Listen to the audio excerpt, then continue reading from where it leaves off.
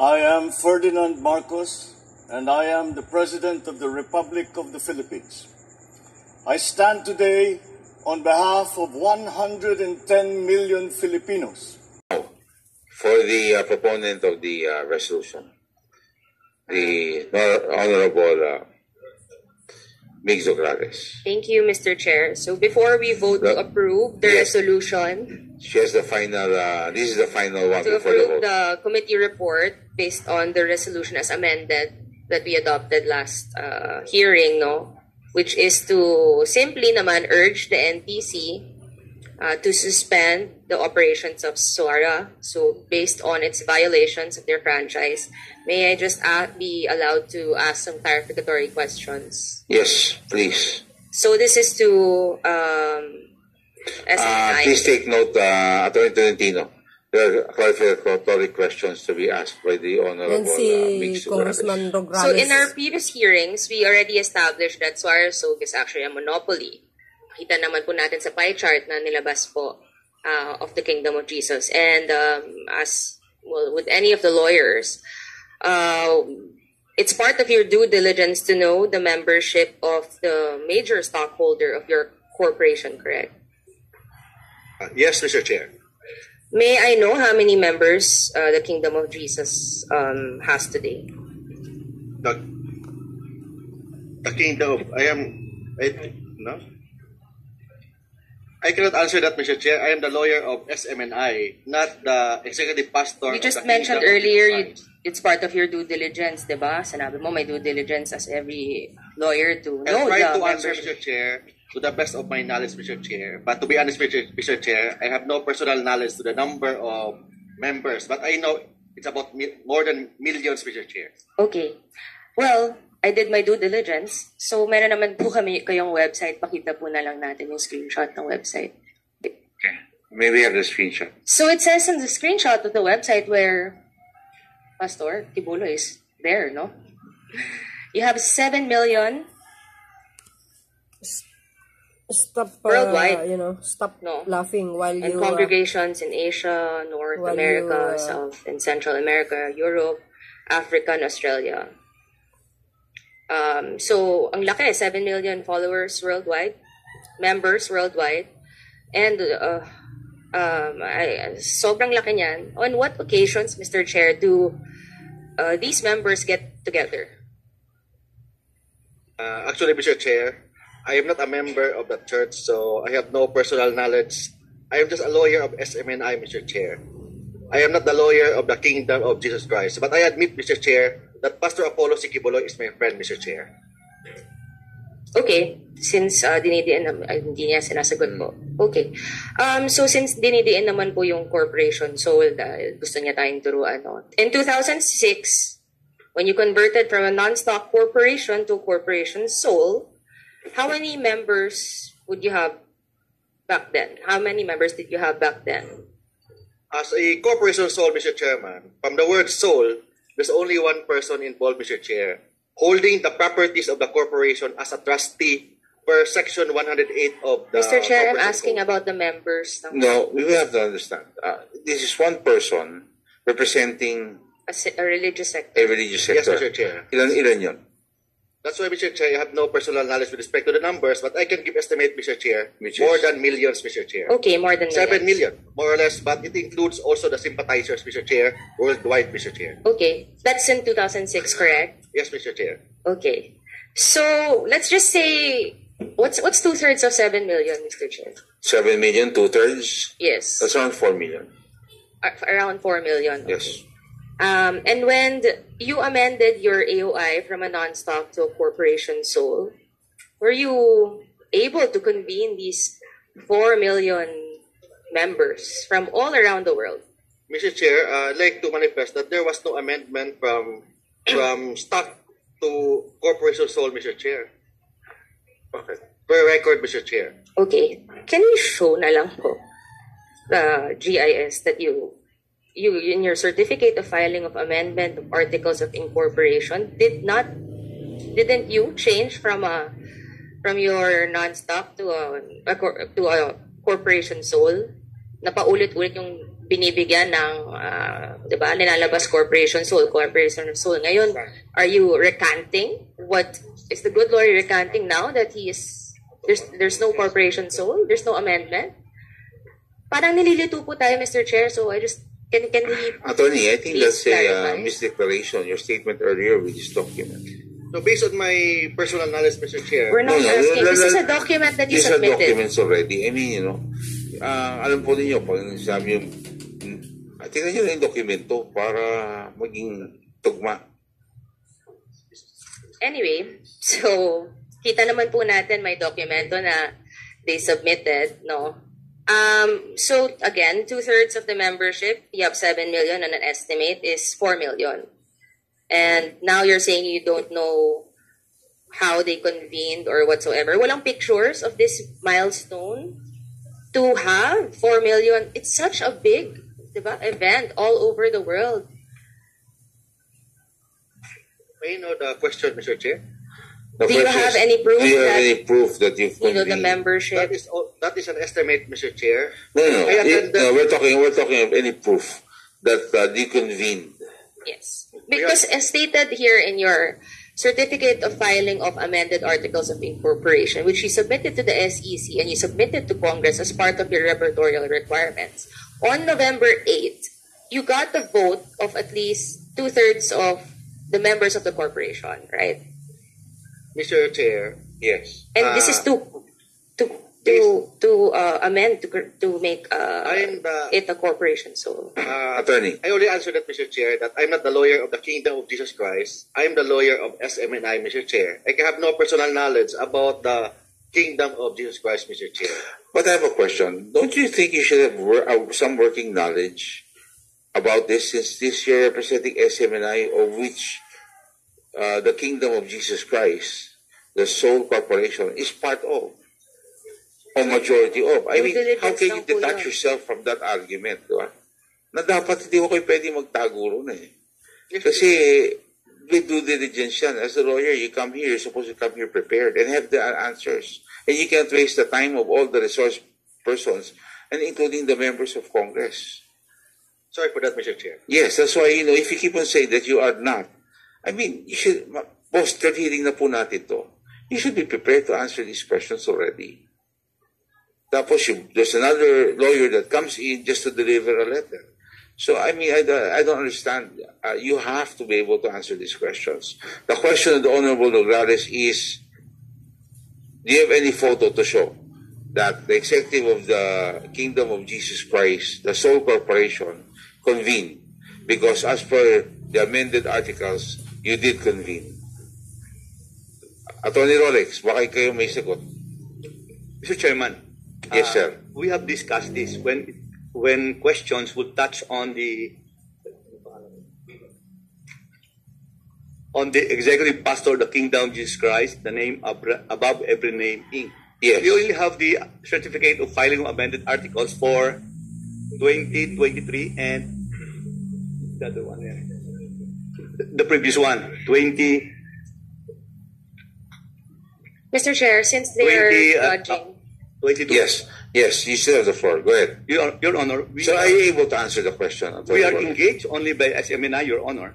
And later on, during the second hearing, we agreed to be lawyers for Ms. Badoy and Mr. Celis, but not for the executive pastor, Your Honor. This is a Yes, different but entity. these are already amendments to the incorporation, the corporation that controls the SMNI. Now, hindi po dapat alam niyo ang sagot ito. Your Honor, how can you say that you don't have working knowledge and come here and we talk about this? How can there be an intelligent discussion with the resource persons? Mr. And how Chair, can you defend SMNI? Your Honor, if you do not know a basic question as far as this particular sole corporation. with due respect, Your Honor, we are called here to answer for one, the alleged 1.8 billion travel expenditures of the Speaker. Number two, the red tagging allegedly made in a program in SMNI. Well, Mr. very Chair, good, Attorney Mr. Rolex. Chair. But I do not have any knowledge on what happened in 2006 when the vote was taken. With due respect, Your Honor. Mr. Chair, please. Attorney, ganito lang po yan. You also Yes, Your Honor. called here to defend SMNI. And in SMNI, there is a sole corporation of distinction. That's why we're just asking you, you cannot escape from the fact that this has to be part of your job to be able to justify their very existence. You cannot say that hindi po ako abogado niyan. Then, pwede nyo sabihin, lahat yan, di ako abogado except SMNI. Ang problema, marami yung tao at maraming korporasyon na nagkocontrol doon sa SMNI. So, kailangan, hindi po dapat. I mean, if there was a reversal, kayo po nakaupo rito at ako po dyan, at ako po yung abogado, hindi ba dapat alam ko rin yan? Definitely, the view there is better than the view here, Your Honor. Thank you very much. At least we're clear, Attorney Rolex. Mr. But you know, I once sat over there for 9 years, Your I Honor. know, and I used to watch you. And I knew you will ask questions like this too. Okay? At di yung pinaparasot yung mga resource persons pag hindi tama yung sagot. The Honorable Nograles. Mr. Chair, klaro ko lang Thank po, you, Your Honor. no, sanabi po kasi ni Attorney Suplico na they're being called here for, these, yung mga red tagging. Sa agenda A. Sa agenda B tayo, we're talking about the resolution here. Yes. To clarify lang po.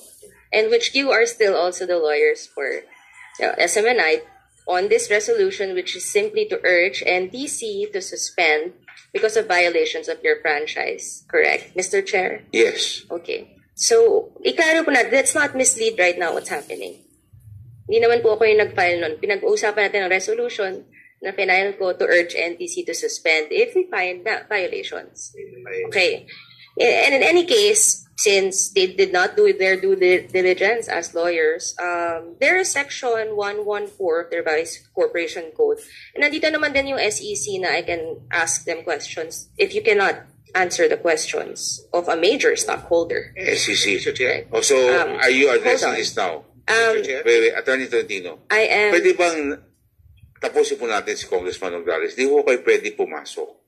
Sanay po kasi siyang ganyan, Mr. Because kanina nagsasalta, puro hindi nyo alam. Ngayon naman na bibigyan niya, ibabanda nyo sa iba, tatanungin nyo at papasok ulit kayo. Pwede bang tapusin muna ni Congressman Nograles, Congresswoman Nograles, yung line of questioning po Sorry niya, for that, Mr. bago kayo pagbigyan, ha? So, yes, Honorable Nograles, para ho maging orderly yung proceeding at saka maintindihan ho natin yung issues. Honorable Nograles. So, Section 114 of the Revised Corporation Code, which embodies the rules for corporation soul, since gusto naman po nila tayong turuan tungkol sa corporation soul, explicitly requires that at least 2/3 of the membership will give its written consent or has voted to incorporate at a duly convened meeting of the body. SEC, tama po ba, Mr. Chair? Yes. SEC, please answer the question. That is correct, Mr. Chair. And even jurisprudence, Iglesia Evangelista versus Bishop Lazaro, GR number 184088, July 6, dated July 6, 2010, states, even an amendment as well requires 2/3 of its membership, the vote or the written consent of its membership that convenes for that sole purpose. SEC. Correct? That's correct, Mr. Chair. Okay. Dito po, makikita natin sa pag-file pa lang nila ng Certificate of Amendment of Articles, that's why I highlighted it. It says 2/3 of the members of the corporation, which is not membership and violative Section 114. Is this correct, Mr. Chair, to SEC? That appears to be the case, Mr. Chair. Yes. But of course, alam naman po natin, mandatory, may mga submissions ng documents and you have to, SEC has to, if nagbigay sila ng documents, kailangan naman pong, i-approve. Yes. Right? So, can we show na lang the next slide? Next slide, please. So, they have a trustee certificate which is notarized. No? Sworn. There's an oath there. Sabi naman po na contradictory to the first page of the submission, this is attached to the 2006 amendment. Meron naman silang 2/3 of the members in a special meeting called for that purpose and jointly held on November 8, 2006. So I've been looking through the website. Wala mo naman po kasing pictures, walang anything. So if SMNI na lang po can furnish us a copy of a photo or proof of the notice.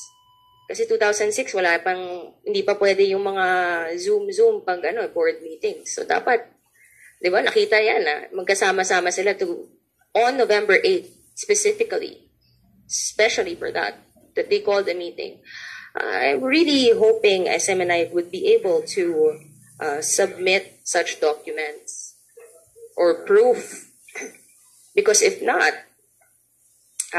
hindi po ba to SEC, this is grounds for cancellation because SEC. of fraud? Yes, Mr. Chair. Any document that appears to be fraudulent or false or contains false statement submitted in support of filing of articles of incorporation or any amendment that constitutes fraud in the procurement and may be cancelled, Mr. Chair. So mukhang kahit yung SEC, binibigyan nila ng iba-ibang requirements, the documents na contradictory to each other. Yes. The first statement on the first page of the GIS, and mas malala, if they cannot prove this, Mr. Chair, this is a criminal offense for perjury because this is under oath. The same as the document submitted to us na iba po ang sinabit sa atin sa Kongreso na nalaman po natin today and sa SEC, di po fraud po yun. So, to clarify lang po then with SEC, para malaman po natin within the purview of SEC anong definition ng fraud. Meron po kasi akong nabasang administrative case number 03-15-173 on Nature's Garden Park versus Enforcement and Investor Protection Department, where you defined fraud within the purview of SEC to be fraud as actual or constructive. And in the same case, you mentioned that any material statement made by an incorporator in its articles of incorporation or amendment that turns out to be falsehood would be considered fraudulent. And again, yung fraudulent na to, regardless of the incorporator's intent or knowledge of such falsehood, correct, Mr. Chair? Yes, that's correct, Mr. Chair. Correct, Mr. Chair. Essentially, pag mag-good faith na naman ang argument, no? They didn't know, they didn't comply, it's still going to fall as fraud within the definition of SEC. Correct? SEC. That's correct, Mr. Chair. And fraud in submission nga, even if they say good faith, is a ground to cancel such amendment or certificate of registration. Correct? That's correct, Mr. Chair. Okay. Proceed. May I ask, and with this cancellation, may I ask lang NTC naman po, Mr. Chair. Please proceed. For NTC, it is within the power of the NTC to issue certificates of public convenience for operation of communications of radio and television broadcasting system, correct? That is correct, Your Honor. And corollary to this power and to your regulatory powers, does NTC also have the power to suspend such certificate, license, or permits? Proceed. If the violations are directly in violation of the CPC that the NTC issued, then the NTC may consider, Your Honor, but we take into account also the other jurisprudences in light of this. Thank you. Essentially, Mr. Chair, we just want to clarify from NTC.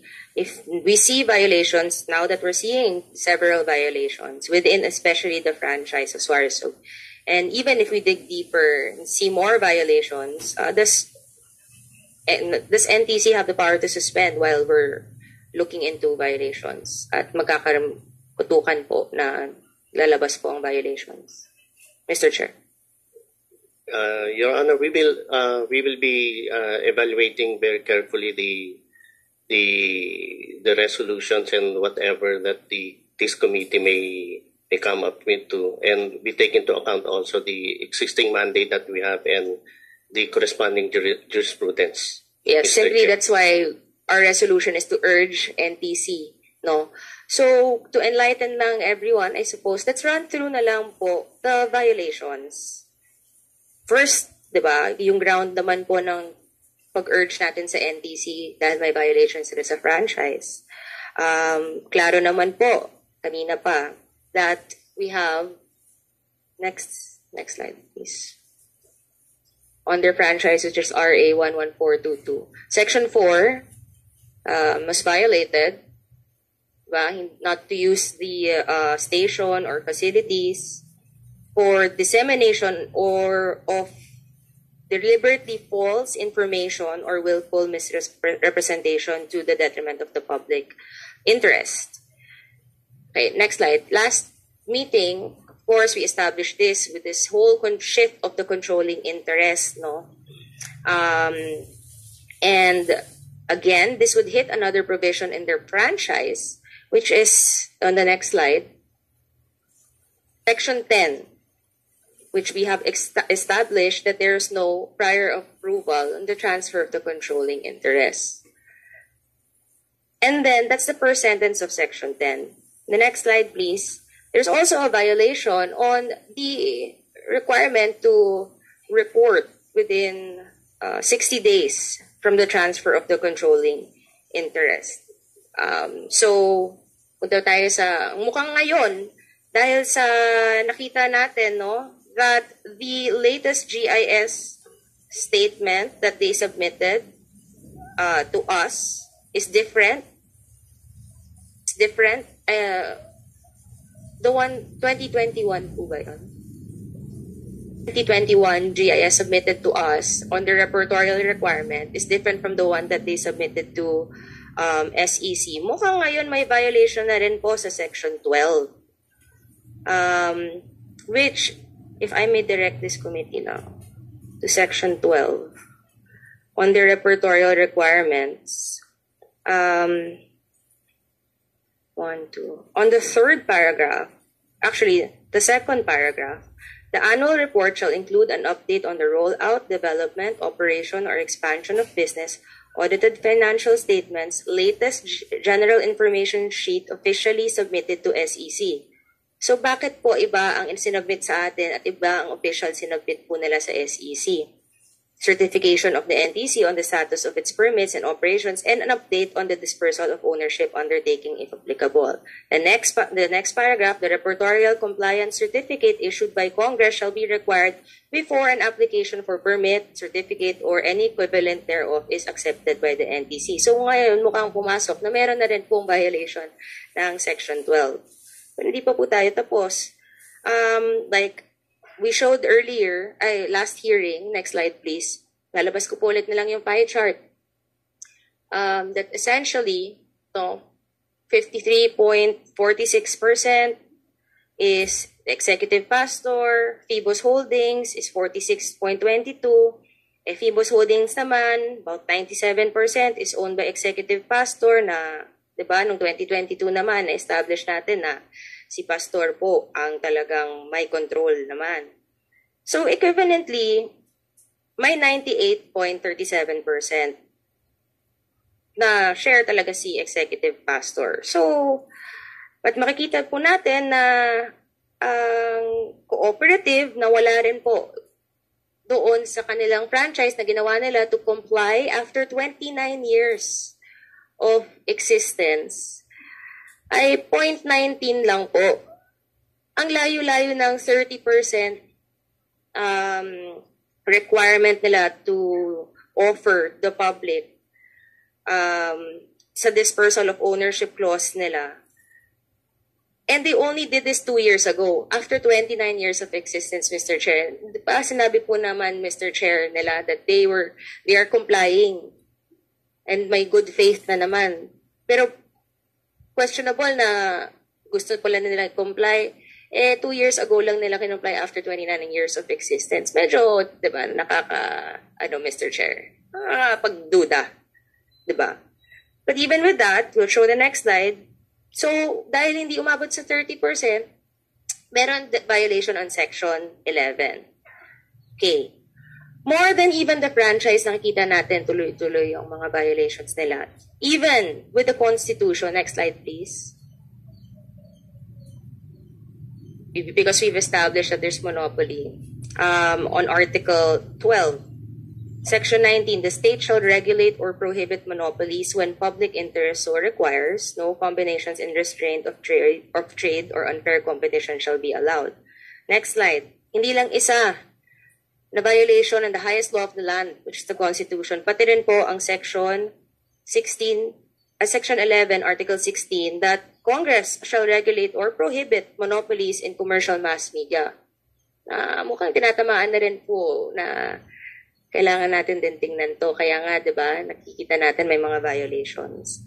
Not even with the Constitution. Let's also go to the KBP Broadcast Code, which they only withdrew their membership on December 4, 2023. So they cannot now wash their hands and say that all other violations that they did prior to that does not apply to them. So next slide. Article 1 of the KBP Broadcast Code on Section 3, Fairness and Objectivity. News reports shall be fair, factual, and objective. Okay, next slide. Meron din on Section 4 on news sources. The only news that can be attributed to a source shall be aired. News must be clearly identified. You know, there are violations here na naklaro naman, di ba, na Mr. Chair, correct, na umamin naman po na may mga violations at hindi nag-comply at hindi na-verify. Tama po, Mr. Chair. Not just Section 4. The next slide. Meron pa pong personal attacks na bawal po, na nalabas po naman nila Honorable Manuel and Honorable Castro kanina po. Next slide. Meron din Article 5 naman kung sinasabi nila nagkakamali. When a mistake has been broadcast, it must be acknowledged and rectified as soon as possible. At ngayon lang sila nagsasabi ng sorry dahil nag-iimbestiga po tayo. Parang, bakit ganun po, di ba? And then, Article 13 ng KBP Broadcast Code. So, persons who regularly go on air shall be required to obtain accreditation. Okay. Some of the SMNI hosts were not KBP accredited. Correct, Mr. Chair. Ako nga po, hindi nga po ako KBP accredited. Sinasabi na dati po akong co-host, kaya nga po umalis.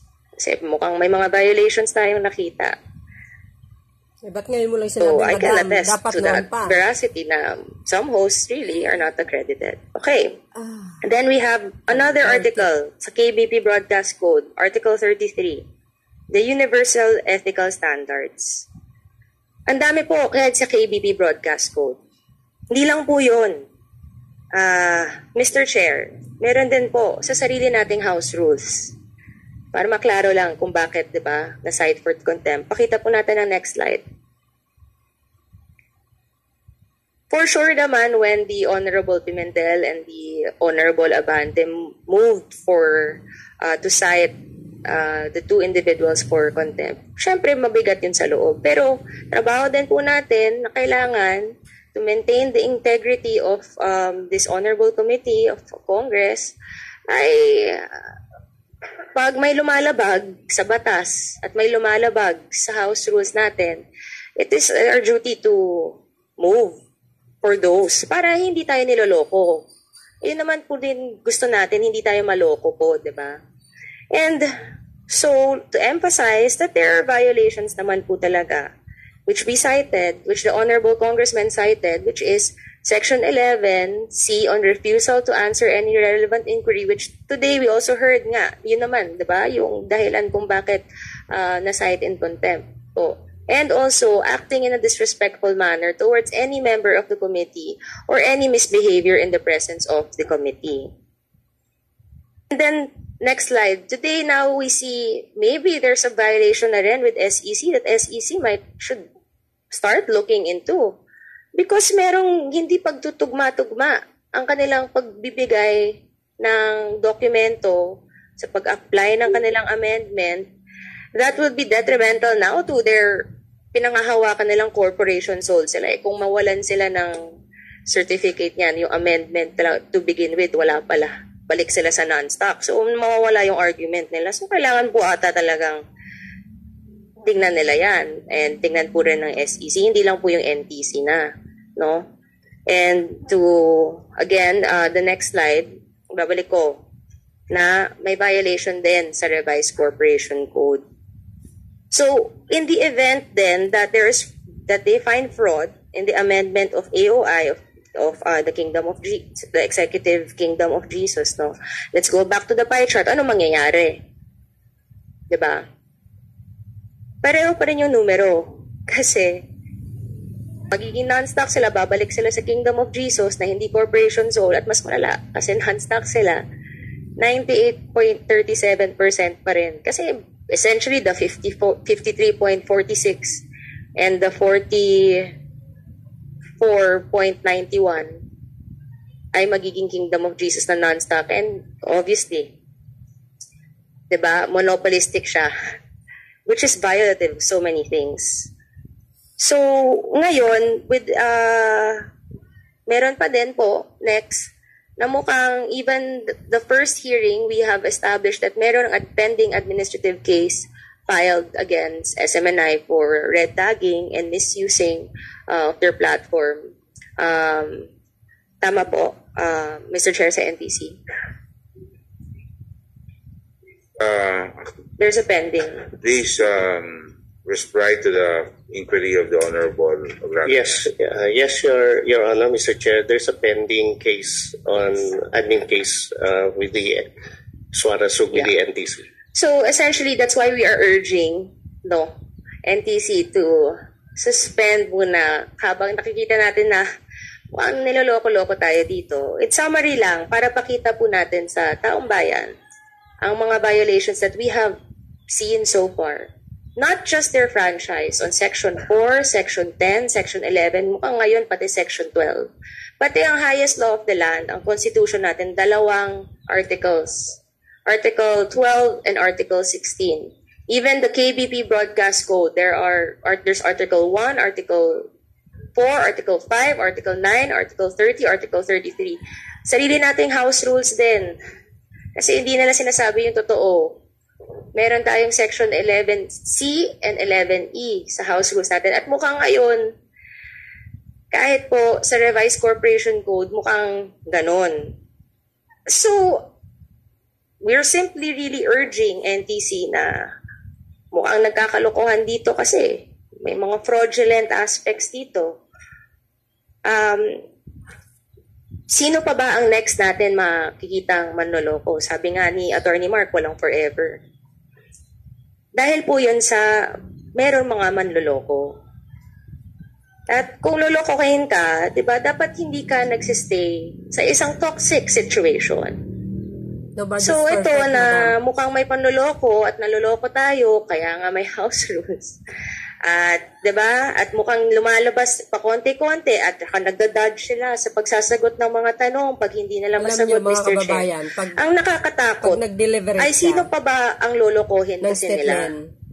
Papayag po ba tayo na mandato natin to protect the people from misinformation, to protect people from people who are violating the laws?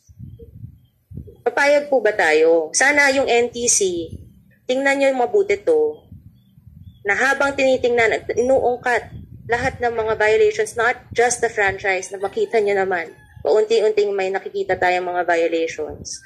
Sana po ay suspindihin nyo muna habang tinitingnan natin lahat po ng mga violations na nangyayari. Ay, wow. Yun naman po, Mr. Chair. Mr. Chair, can I comment to that, Mr. Chair?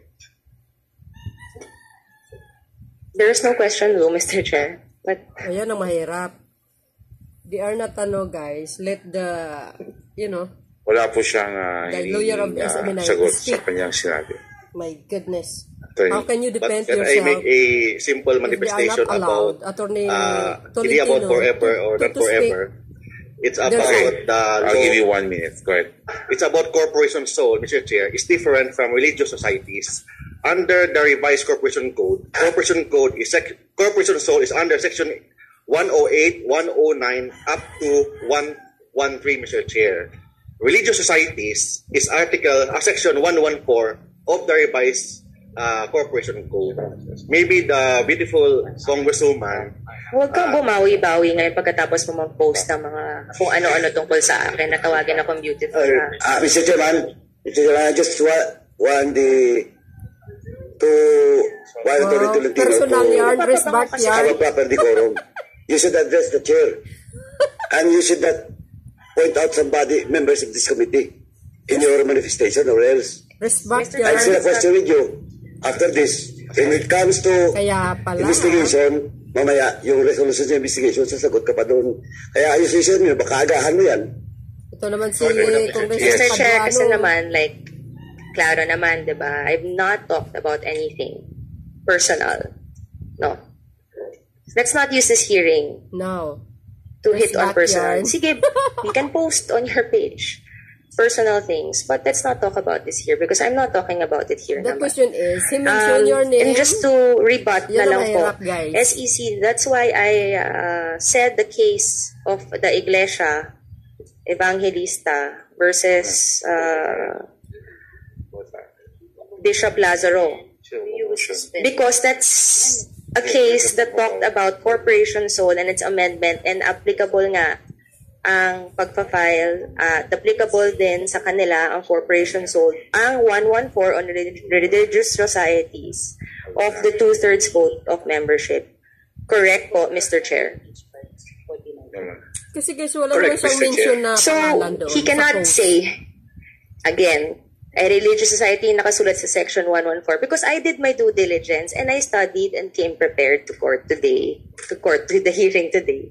Naka, Sorry. iwasan natin ng That tumawa. there is an madam. existing Pag- jurisprudence that explicitly already refers that section 114 on the 2/3 vote of the membership is applicable to amendments of corporations to amend it to become a corporation soul. Yun lang po, Mr. Chair. Thank you. Before we continue, I already signed the attendance sheet for the plenary. Everyone here is present in the plenary. So now we proceed. Yes, I think that's very clear. Thank you very much, the Honorable Nograles, for the Mr. Chair.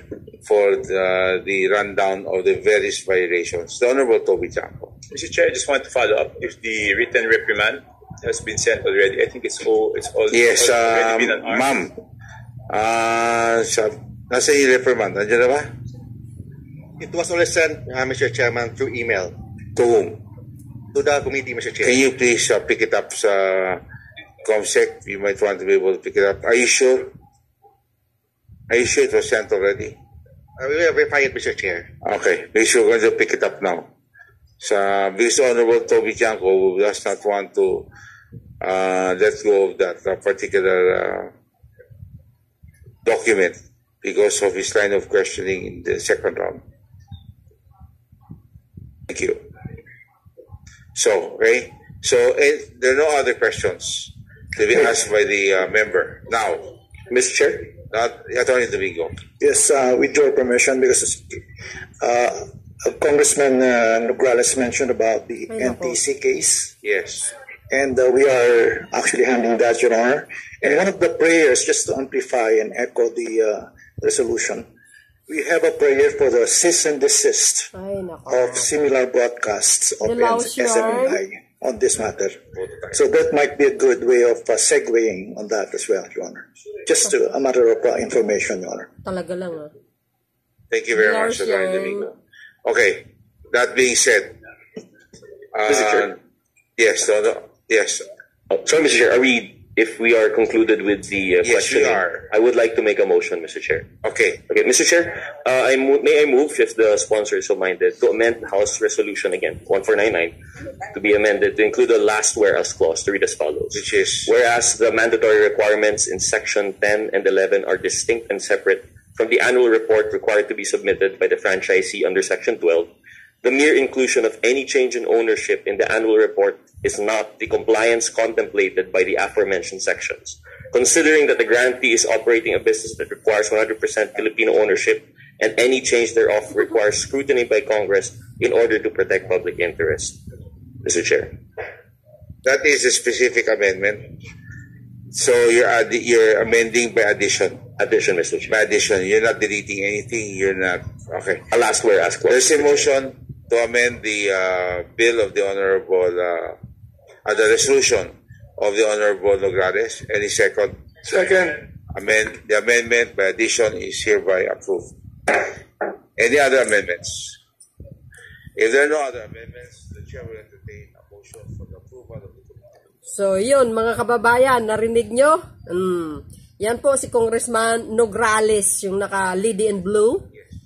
In-urge niya po ang NTC to suspend the SMNI franchise. My goodness, guys, Well, ang nasabi ko doon kasi kanina, no, habang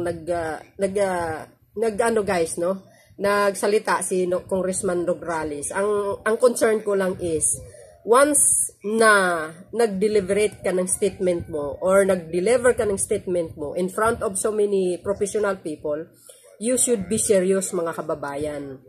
Huwag kang magtatawa-tawa. Because pag once na tumawa ka, is parang insulto kasi yun eh. So yun ang ayaw ko sa kanya, no? Then, well, I think may post yata si Attorney Tolentino. Pero guys, wala naman siyang minention na pangalan. So, parang, siyempre, personalan, trabaho lang, parang ganon. Well, para sa akin, sana malusutan ng SMNI, no? I'm not solid supporters ng SMNI, at hindi ako solid supporters ni Ka Eric or Pastor Kibuloy or Madam Baduy. Ang isa sa mga gusto ko lang kasi dito, they are, guys, matapang kasi sila magsalita na i-spread about sa CPP NPA. Yun po ang pinakagusto ko doon. Matapang sila doon na ibulgar. So, ibig sabihin, mayroon silang pinaka-source doon, mga kababayan. So, ang gusto ko lang kasi, no, para sa akin, I wish ko lang, no, na continuous yung gagawin ni Senator Bato sa pag-investigate dito kay Raul Manuel and the others. Para naman na malaman po din ng taong bayan na kumbaga nagpapasweldo tayo ng ibang tao na diyan sa pinaka kumbaga niluklok, no, diyan sa loob ng kung saan man, yun pala may connection sa mga makakaliwang grupo. As Madam Baduy said na ito nga may connection ito si Congressman Abante. So sana maimbestigahan din yan sa Senado, mga kababayan, no? Kasi mahirap yun, magpapasweldo ko, yung pala may mga ahas. So yun ang aking concern. So that's one thing na pinakagusto ko dito sa SMNI, but the rest medyo nag-iba din ng hihip ng hangin, like nag-deliver sila ng fake news, which is hindi maganda talaga, no? So sana baguhin nila yung mga ganyang style. If ever man, ano man namang kalalabasan itong hearing na ito, well, learn and lesson yan sa lahat po ng mga media network. Not only that, but of course, the YouTuber, vloggers, na kailangan maging maingat. Yun lang po sa akin, guys, ang concern ko, no? So, wala tayong magagawa. Yan ang desisyon po nila, mga kababayan. Kayo, anong stand nyo dito, no? Na minsan naiinis ako, kasi tao lang din po tayo, nakikinig po tayo, pag once na, katulad nga sinasabi ko, guys, pinaka-hate ko yung mag-i-interrupt habang nagsasalita yung kabila. Hindi maganda sa akin kasi patapusin dapat. So but anyway, no? Pangalawa, yung kay Madam Congressman Nograles, dapat pag nag-deliver siya ng statement niya or mga salita niya, is iwasan ang tumatawa kasi nakaka-insulto po kasi yun So anyway, guys, and that is for today, and this is for third hearing ng SMNI Francise. So see you again for my next upload videos. Bye and babu. Hintayin natin ang susunod na mga kabanata, mga kababayan.